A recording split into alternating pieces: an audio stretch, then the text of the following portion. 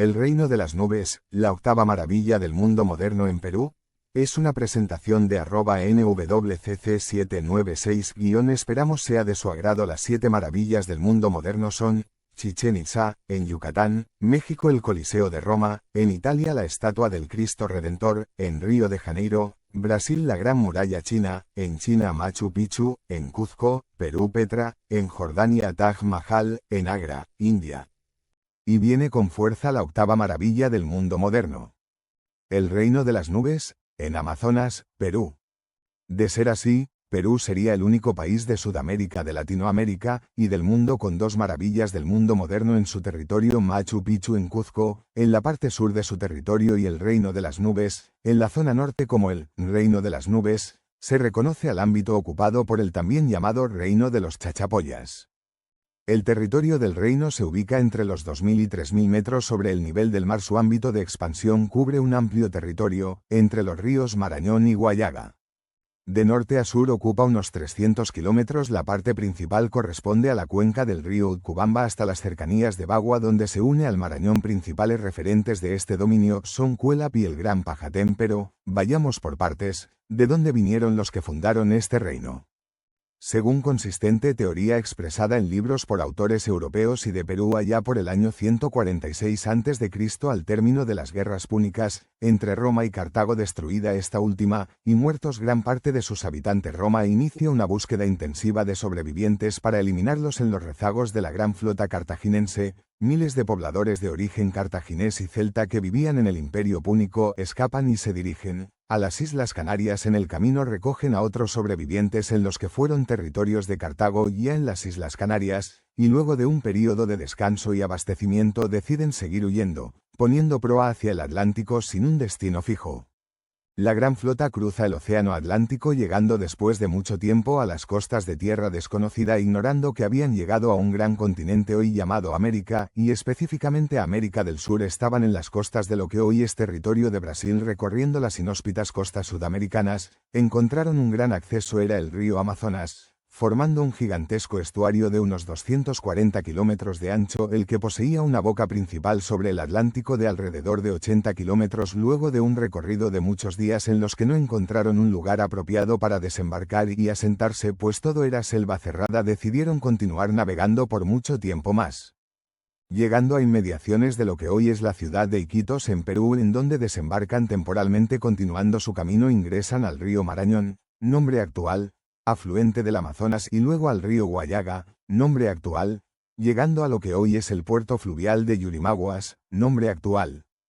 Allí vieron que era imposible seguir por la vía fluvial, por la existencia de pongos y cavernas, además de la baja profundidad, y deciden seguir por tierra en busca de zonas ideales donde pudieran asentarse, pues en todo el recorrido solo habían visto áreas inhóspitas de selva húmeda e inundable. En su recorrido pasan por zonas donde hoy se localizan las poblaciones peruanas de Tarapoto, Moyobamba, Rioja, Nueva Cajamarca, en las que van dejando grupos de gente, formando así asentamientos. Llegan a los alrededores de Chachapoyas, donde deciden establecer su capital. Celtas y cartagineses inician una etapa muy dura de instalación, construcción de viviendas, búsqueda de fuentes de alimentos y agua, así como la organización de pueblos.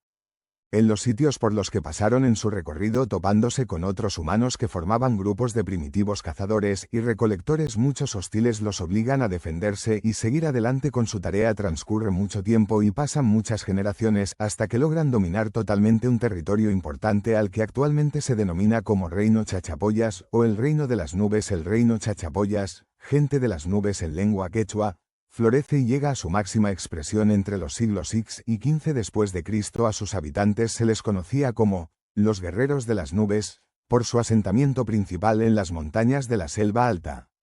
El reino Chachapoyas tenía una organización política y social compleja, con un sistema de gobernación jerarquizado y una economía basada en la agricultura y la ganadería. También eran conocidos por sus habilidades en la cerámica, la textilería y la metalurgia, conocimiento ancestral de cartagineses y celtas. La arquitectura del reino Chachapoyas era única y sorprendente, con impresionantes fortificaciones, como la ciudad fortificada de Cuélap, que todavía se encuentra en pie. También construyeron una serie de sarcófagos funerarios los que aún se encuentran en el lugar y son testigos de la sofisticación de su arte funerario. El reino Chachapoyas también es conocido por su religión politeísta que se basaba en la adoración de dioses relacionados con la naturaleza y la agricultura. Se cree que también practicaban rituales humanos, como la momificación de sus líderes y los sacrificios de prisioneros de guerra. Cuelap es una fortaleza considerada como uno de los mayores logros arquitectónicos del Reino de las Nubes. Cuelap se encuentra en una posición privilegiada, con vistas a la montaña y al valle, y solo se puede acceder a ella a través de un camino empinado. La fortaleza se compone de más de 400 estructuras incluyendo templos, casas, plazas y murallas. Las murallas de Cuelap son impresionantes y alcanzan una altura de 20 metros con un grosor de 60 centímetros. La fortaleza también incluye un sistema de canales de agua para el abastecimiento de la población y un sistema de defensa avanzado. Los templos de Cuelap son conocidos por sus detalles decorativos elaborados y su arquitectura. Algunos de estos templos incluyen representaciones de personas y animales, así como patrones geométricos y simbólicos. A pesar de su importancia histórica y arqueológica, Cuelap fue desconocida por el mundo hasta el siglo XX. Hoy en día, la fortaleza es un popular lugar turístico y es considerada una joya cultural y arqueológica del Perú. Los celtas vivían en poblados elevados para facilitar su defensa y rodeados de altas murallas de piedra. Sus casas eran de piedra, de forma circular, únicas en la región y con techos cubiertos de paja. Las paredes eran de piedra y el suelo de tierra. No queda ninguna duda de que las construcciones que aparecen en el reino Chachapoyas tienen idénticas características de aquella que pertenecían a los celtas en Europa. Por tanto, podemos afirmar que los diseñadores y constructores fueron los mismos en Europa y en América. Los sarcófagos de Carajía, o Carajía, son un conjunto de sarcófagos o ataúdes con formas humanas, construidos según la tradición funeraria única de los Chachapoyas en Perú. Fueron encontrados en el barranco de Carajía en el distrito de Luya del departamento de Amazonas en 1985 por el arqueólogo peruano Federico Kaufmann Doig. Otros varios grupos de sarcófagos, como los de Tingorbamba y Chipuric, presentes en las inmediaciones de la comarca, han sido prolijamente documentados en los sarcófagos. Lo que más llama la atención es la representación de las caras. Estas presentan características distintas a las de los aborígenes, dando la impresión de ser gente de un fenotipo europeo. Este es otro elemento de importancia que refuerza la teoría del origen celta cartaginés de los Chachapoyas. Encontrar El Dorado, una ciudad entera hecha con oro, es con diferencia el mayor foco de leyendas y traiciones en la historia de la conquista de América. El Dorado podría ser el tesoro que trajeron los celtas cartagineses al huir del Imperio Púnico derrotado, el que escondieron en algún lugar del territorio del Reino de las Nubes. En su búsqueda, Francisco de Orellana traicionó, en 1541, a Gonzalo Pizarro, el hermano más pendenciero del conquistador del Perú, cuando éste dirigía una expedición desastrosa. Cercados por el hambre, Orellana y medio centenar de hombres se ofrecieron a continuar el viaje con un bergantín para conseguir comida y luego regresar. Pero lo cierto es que no tenían pensado volver sobre sus pasos.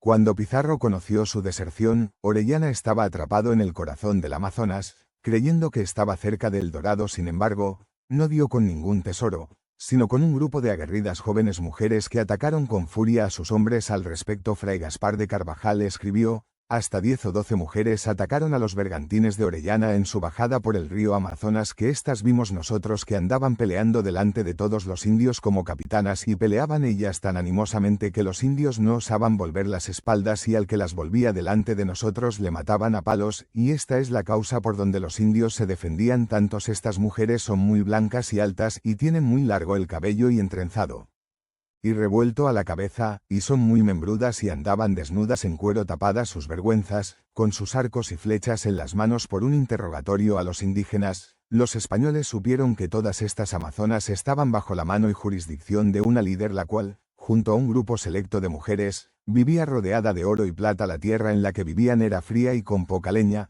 Si bien abundante de comida, el lugar estaba tan lejos como para que quien osara ir muchacho volviera viejo. Lo declarado por los indígenas es una clara referencia al asentamiento central celta cartaginés en Cuelap, desde donde se gobernaba todo el reino. El reconocido antropólogo peruano Federico Kaufmann Doig dijo sobre el reino Chachapoyas: el rango que presenta el Gran Pajatén, reino de las nubes, es equiparable a Machu Picchu. Kaufmann Doig también ha destacado la importancia de la arquitectura encontrada, la que no tiene comparación, es única, no se repite en el antiguo Perú ni en el continente americano, e incluso fue imitada por los incas. En una oportunidad, El gobernador regional de San Martín se refirió al reino de las nubes como maravilla de la naturaleza y de la mano del hombre. Dijo también que quienes lo construyeron mostraron alto conocimiento de ingeniería y arte lítico. En el año 1983 mediante ley es declarado Patrimonio Cultural de la Nación. El monumento histórico se encuentra en el Parque Nacional del Río Abiseo,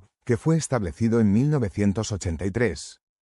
Este parque fue designado por la UNESCO como Patrimonio Mundial Natural de la Humanidad en 1990 y el sitio cultural en 1992.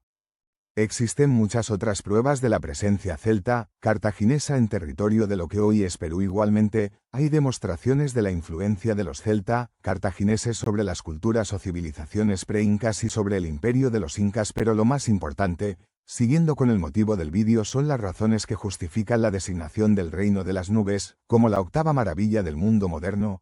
1. La gran historia que la precede. 2. Las construcciones poseedoras de una arquitectura única. 3. Los organizados sistemas de vida. 4. Los grandes misterios por desvelar. 5. Ser el primer reino que aparece en Sudamérica.